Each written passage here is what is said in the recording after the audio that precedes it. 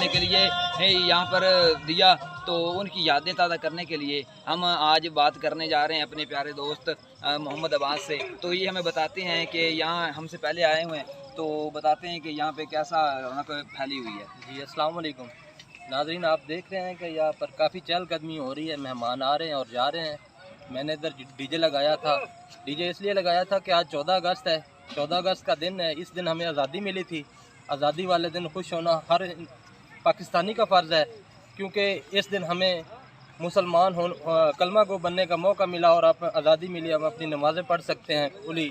اس کے علاوہ یہ جو ٹاؤن ہے اس میں کافی لوگوں نے جگہ خرید لی ہے اور ان کے لیے کھانے پینے کا بھی اہتمام تھا، تمام مہمان آئے ہوئے تھے۔ اب تقریباً فارغ ہو گئے ہیں اور عام عوام کے لیے دروازہ کھول دیا گیا ہے، اور 14 اگست کا کل کا دن بھی جوش و خروش سے منایا جائے گا۔ تو چلو اب ہمیں اجازت دیجیے، تو اسی کے ساتھ پھر ملاقات ہوگی۔ تو نیکسٹ ٹاپک جو ہمارا ہوگا اسی 14 اگست کے حوالے سے ہوگا، تو انشاءاللہ آپ نیکسٹ ویڈیو میں ملتے ہیں، تب کے لیے اجازت دیجیے، اللہ حافظ۔